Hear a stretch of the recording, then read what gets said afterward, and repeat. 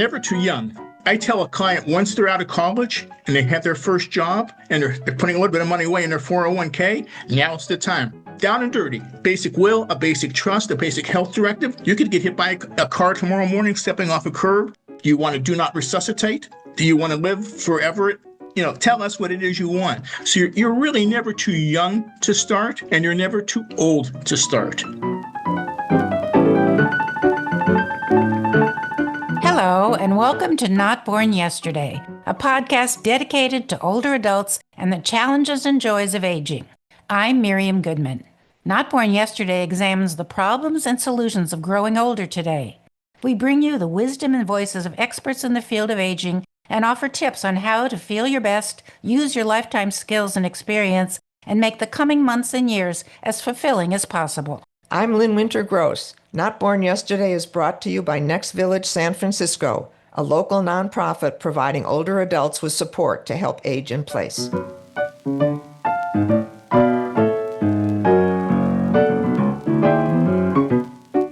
Today on Not Born Yesterday, we're taking another look at money, how you use it now, and what you hope your heirs will do with it after you're gone.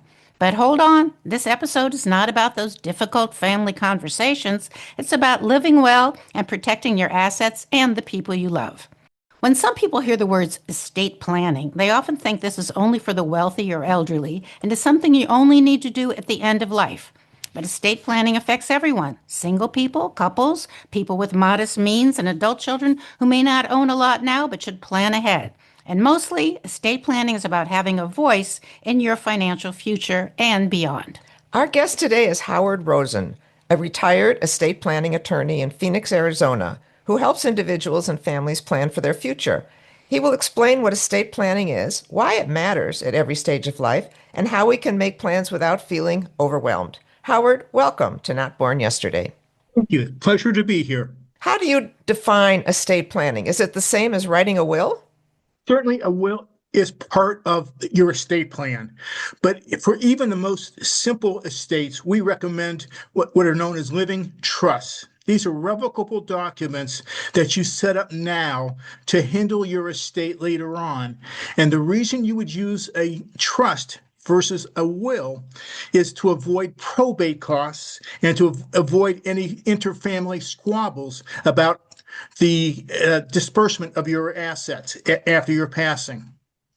So how does estate planning then prevent these family spats? Well, a will can always be contested.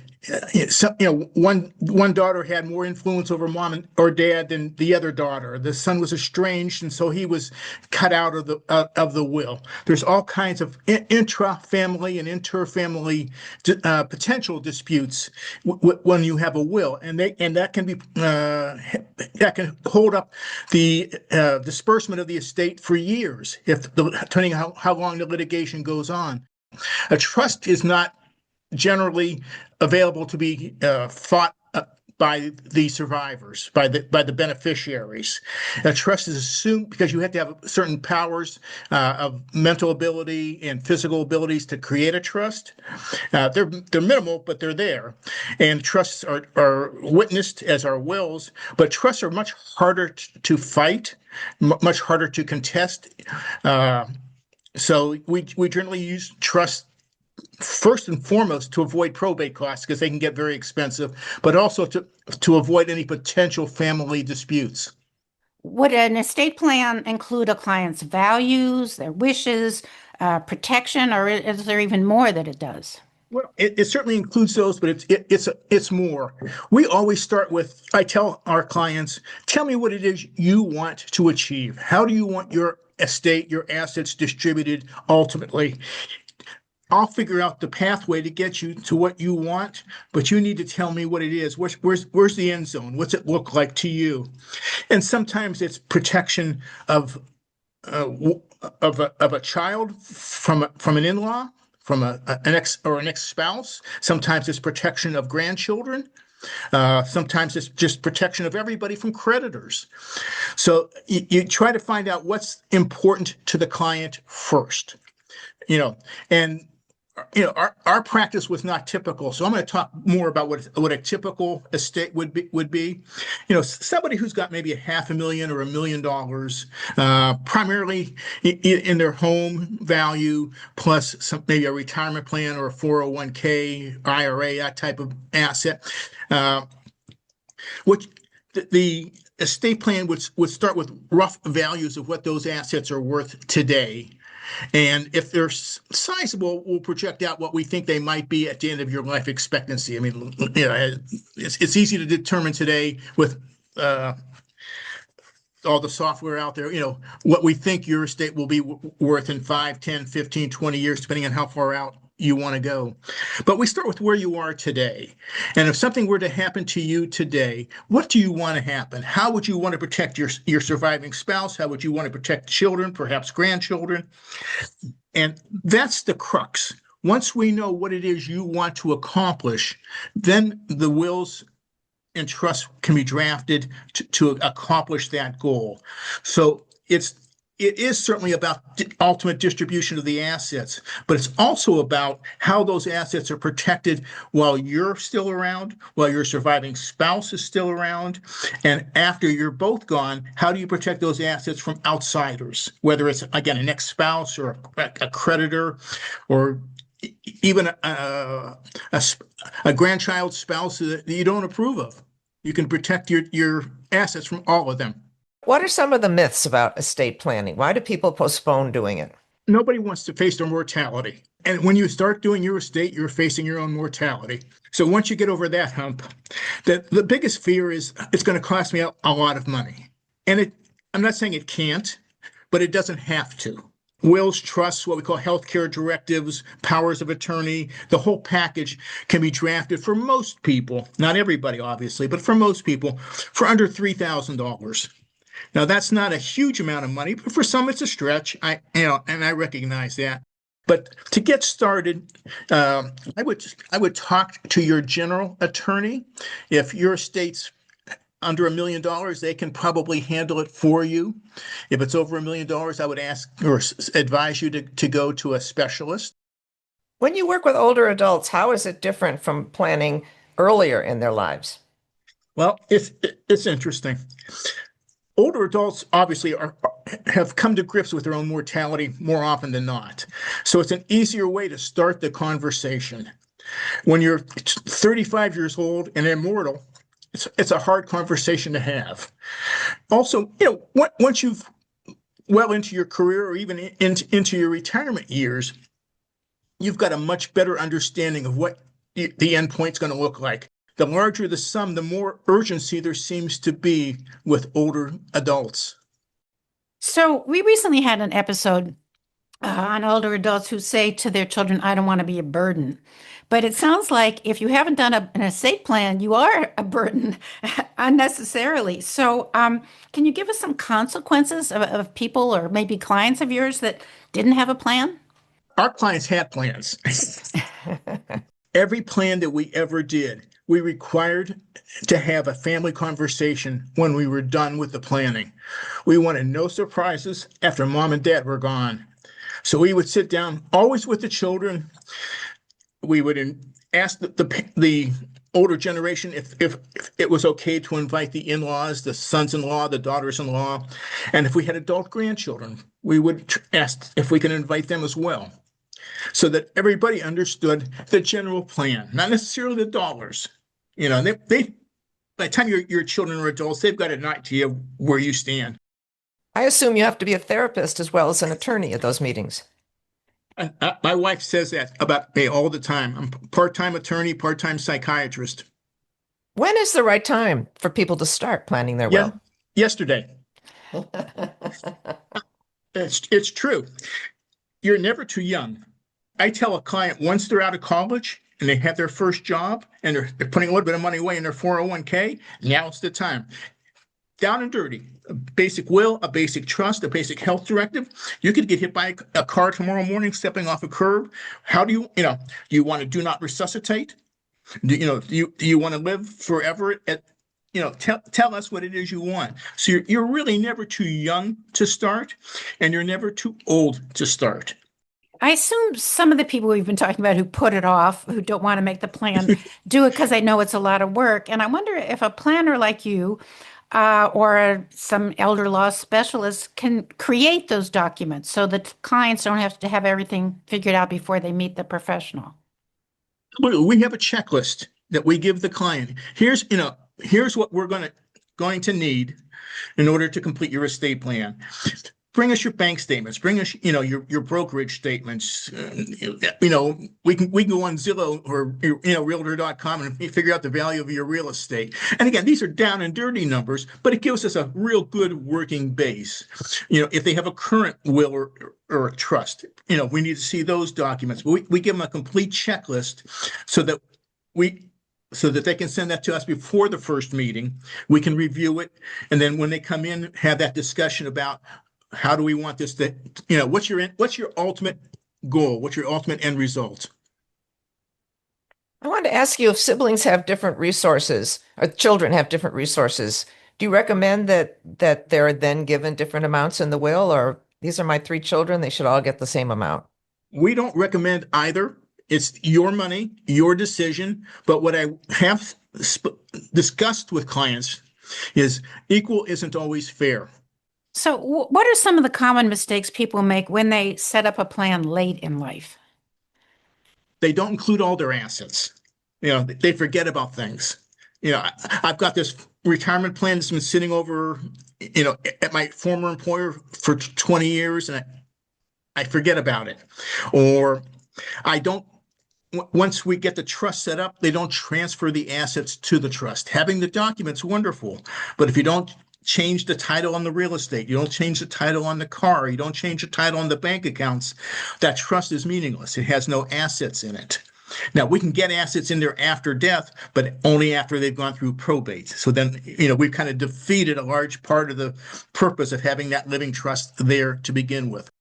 But for most folks, again, it's easy. You walk into your bank and you say, I want to change the title of my bank account from Howard Rosen to the Howard Rosen Trust. What happens if someone is mentally or physically unable to make certain decisions but has never named a decision maker? Then the court will appoint somebody, and it has different names in different jurisdictions, but the court will appoint somebody to oversee your financial life. Again, keep going back to these revocable trusts and talking to who's going to be the successor trustee when you're either not here or not able to manage your own affairs any longer. And there's things like prepaid funeral plans. You need to talk to the children about that. There's just a myriad of things, and the checklists that your professional will put together will cover all of these items. Where is the safe deposit key? What's the combination to the safe? Where's the burial insurance? Where's the life insurance? So for couples, often one person in the marriage is the financial person. And if that person dies and the other person hasn't kept up and doesn't know what's happening, what do they do? And how do they even know if there's a plan? What we advocate, and I can say it doesn't always happen, I know it doesn't always happen, is we advocate that the financial spouse start training the non-financial spouse at the age of 60. Earlier would be better, but you're raising kids, you've got usually two careers, life gets in the way. But this is my profession. My wife is 77 years old, and I'm still training her every month. We sit down once a month and we go through stuff. And this is my profession. So you can't start too soon. And I would tell you, it's a forever training process between the two spouses. But once the financial spouse isn't here, there are people who can step in, and a good estate planning attorney or even a good estate planning CPA accountant can set up these meetings and help get the process started. Can you talk a little bit about some of the words that scare people? We were saying today, living trust versus regular trust, or fiduciary, or some of these things that people have heard and have no idea what they are. Would you give us a 3-minute definition? Sure. Let's start with a living trust, also known as a revocable living trust. Revocable meaning we can change it at any time. Until the day I die, I can change all the terms, some of the terms, or none of the terms in that trust. It's a document that we set up to hold our assets while we are living. And again, this is done primarily to avoid probate costs later and to be sure that our assets get distributed ultimately the way we want them distributed. They're fairly, well, generally they're fairly simple documents. Again, depending on your situation, they can obviously get complex, but for 95% of the people, it's a fairly simple document. It's a $500 to $1,000 fee, depending on where you are and where you go. It's one time and you're done. And then 5 years later, when we go to look at it, if we want to make changes, we don't have to start from scratch. We can just change the clauses that we want to change. Easy fixes to make. So those are revocable trusts or revocable living trusts. They become irrevocable, unchangeable when we die, because I'm not here to make the changes. And that becomes the basis for my estate plan. The assets that are in there then are in effect frozen. And however I've set it up for investments or for distributions or for income from my surviving spouse, those terms then apply. A fiduciary is somebody who works with you on your investments, charges you a fee rather than a commission for their services, and by law has to have your best interest at heart. I think a lot of people worry about those words, and that's what keeps them from talking to people like you. I just had one last question. If somebody says, okay, this guy has given me a lot of good advice, what's the main thing they should remember? Say the main thing to remember is start today. Life is so unpredictable. We don't know what tomorrow holds. And there are just too many people that I've talked to over the years who have regrets because a parent didn't start early enough, or a surviving or a spouse didn't start early enough. Kids getting into arguments because the parents didn't start early enough. They don't know what to do. I want to do this with the family farm. No, I want to do this with the family farm. Start today. And no estate is too small. No estate is too large. Everybody needs to have the service done. Well, thank you so much for all this important information. It seems we're often telling our listeners that preparing for the future for yourself and your family is one of the greatest gifts you can give them. And I hope this conversation is part of that and has emphasized that. So thank you so much. Our guest was estate planner Howard Rosen. Thank you.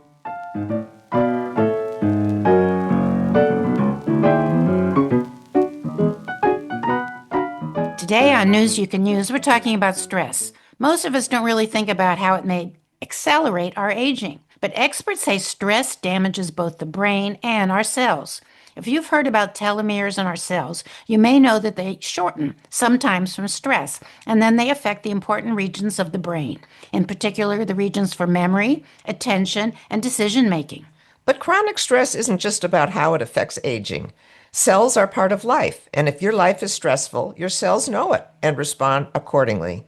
If you're keeping up with the best advice on aging, you won't be surprised that the recommendations for easing stress include some of the usual suggestions, such as eat more fruits and vegetables, including food with omega-3. Meditate or find another sense of calm. Try yoga or breath work to help you rest. Unplug from your digital devices and talk with real people. Experts agree that news and social media are everyday stressors we too often ignore. The good news is that the harmful effects of stress don't have to be permanent. Cells can be restored if we take breaks from the stress and create a lifestyle that will slow aging and maintain mental health.